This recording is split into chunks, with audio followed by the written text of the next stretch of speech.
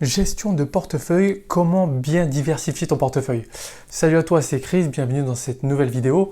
Aujourd'hui, on va parler de la gestion de portefeuille, dans le sens où on va chercher à diversifier un maximum ton portefeuille pour qu'il tienne dans la durée.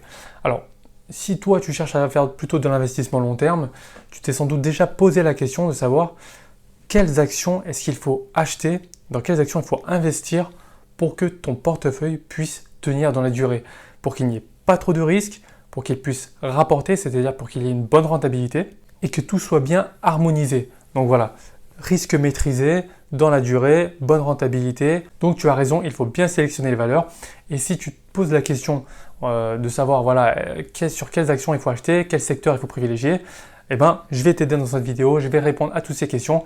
Tu en sauras beaucoup plus à la fin de cette vidéo, donc reste bien jusqu'au bout. Juste avant ça, je vais t'inviter à télécharger mon e-book qui est dans la description, qui traite de la méthode des vagues d'Elliott. Donc tu vas voir, c'est super intéressant, donc je t'invite à le télécharger, c'est gratuit, c'est cadeau, c'est pour toi. Et surtout même un gros pouce à la vidéo et surtout abonne-toi puisque je vais continuer à publier très régulièrement. Alors tout d'abord, il faut savoir que le but même de la gestion de portefeuille, c'est la diversification. Donc ce qu'on recherche au travers de ce concept, c'est vraiment d'avoir le moins de risques possible et d'avoir une bonne rentabilité. Il faut savoir comment ça se présente. Je vais essayer de te mettre un graphique sur l'écran pour que ce soit plus clair pour toi. Il y a deux types de risques. Il y a le risque systématique et le risque non systématique. Le risque systématique, c'est le risque qui n'est pas diversifiable. Donc tu as beau ajouter des actions dans ton portefeuille, au bout d'un certain moment, au bout d'un certain nombre d'actions, le risque ne va pas diminuer.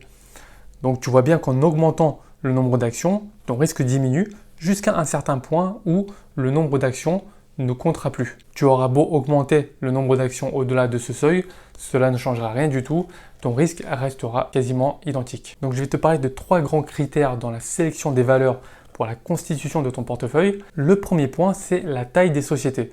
Par la taille, j'entends la capitalisation boursière notamment. Il y a trois sous-catégories pour déterminer la taille des sociétés. La première catégorie, c'est les big caps, donc les grandes entreprises. Donc ce sont les entreprises qui ont une capitalisation boursière supérieure à 10 milliards d'euros. Ensuite, on a les mid caps, donc les valeurs moyennes, et on dit qu'elles doivent avoir une capitalisation boursière comprise entre 2 milliards et 10 milliards. Et enfin, on a les small caps, donc les petites valeurs qui ont une capitalisation boursière inférieure à 2 milliards. Il faut savoir que la capitalisation boursière, c'est le nombre d'actions de la société multiplié par son cours de bourse. C'est ça la capitalisation boursière. Donc il y a un principe simple concernant la taille des sociétés. Plus la valeur est considérée comme étant petite, plus la volatilité sera élevée et donc plus le risque sera élevé. Qui dit risque élevé dit rentabilité plus importante, ça va de pair. Alors la volatilité, qu'est-ce que c'est? Pour faire simple, la volatilité, c'est la propension d'un titre à évoluer autour de sa moyenne. Plus l'écart est élevé, plus la volatilité est forte. Donc tu vas voir sur un graphique, plus ça fait des grands mouvements, plus la volatilité est importante. Plus les mouvements sont faibles, plus la volatilité est faible. Le deuxième grand critère important, c'est le secteur d'activité. Donc tu conviendras bien avec moi, tu seras totalement d'accord, que le but c'est de ne pas avoir que des actions du même secteur dans son portefeuille. Parce que là, tu ne diversifies pas du tout. Si ce secteur va très très mal pendant une crise, tout ton portefeuille va aller très très mal. C'est ce que je ne te souhaite pas du tout. Donc je vais te faire un panorama assez bref des différents secteurs qu'il y a et donc tu verras que le mieux pour toi ce serait de diversifier dans ces différents secteurs. Le premier secteur, c'est le secteur technologique. Donc c'est dans le secteur technologique qu'on a connu des hausses incroyables jusqu'au retournement du marché dans les années 2000. Ensuite, il y a eu une forte chute des valeurs technologiques. Alors, ce n'est pas pour autant qu'il faut rester à l'écart de ces valeurs, car il faut savoir que même en cas de conjoncture morose, les autres sociétés vont toujours continuer à avoir recours à leurs services pour améliorer leur productivité. Donc très généralement, ce secteur est le premier à repartir après un creux. Deuxième secteur d'activité, le secteur des biens d'équipement. Ce secteur a plutôt tendance à souffrir pendant les périodes de crise. Et oui, c'est logique. Toutes les entreprises vont avoir tendance à réagir de la même manière en temps de crise. Comme il y a une diminution de la demande, ils vont diminuer la production. Qui dit diminution de la production, dit diminution des stocks. Qui dit diminution des stocks, dit diminution du réapprovisionnement et donc des achats de biens d'équipement. Donc ça se suit et donc c'est pour ça que le secteur des biens d'équipement est particulièrement impacté en temps de crise. Par contre, quand la confiance revient, les acteurs du marché vont avoir tendance à vouloir reproduire rapidement et donc vont consommer pas mal de biens d'équipement. Donc ce qui va tendre à faire repartir ce secteur assez rapidement. C'est un secteur qui suit assez bien la conjoncture économique. Troisième secteur d'activité économique, le secteur des biens de consommation. Ce secteur est moins sensible aux variations de la conjoncture. Alors il faut distinguer deux types de biens de consommation.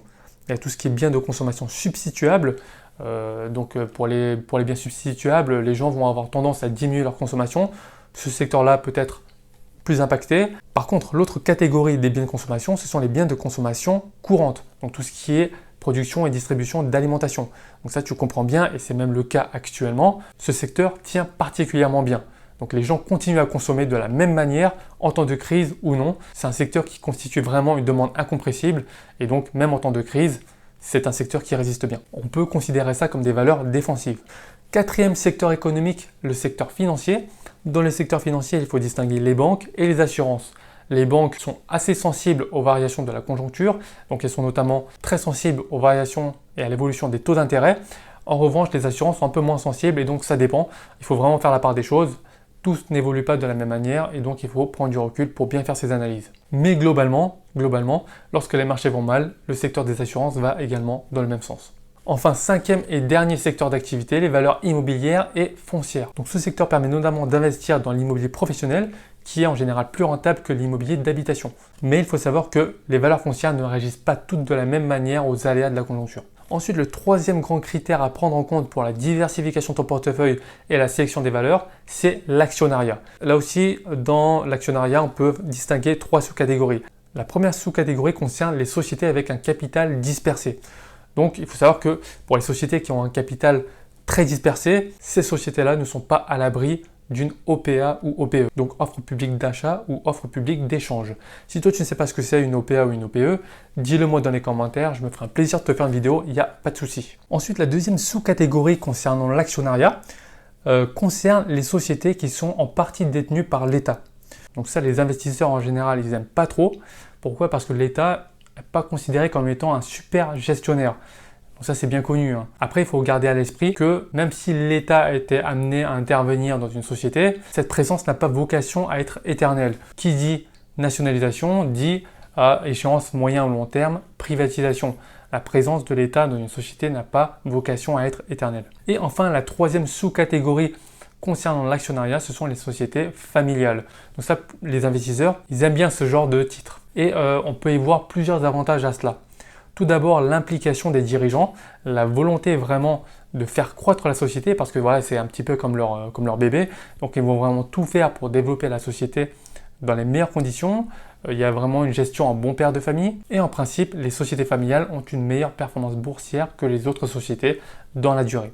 À condition, bien sûr, que la famille reste unie. Donc voilà, j'espère que tu as adoré cette vidéo sur la gestion de portefeuille et que tu en sais déjà un peu plus si tu souhaites diversifier ton portefeuille sur ces trois grands critères principaux. Rien qu'avec ça, déjà, tu pourras faire pas mal de choses. Si ça t'a plu, s'il te plaît, mets-moi un gros pouce en bas de la vidéo. Dis-moi en commentaire ce que tu penses de ces trois grands critères. Et surtout, abonne-toi parce que la prochaine vidéo arrive très rapidement.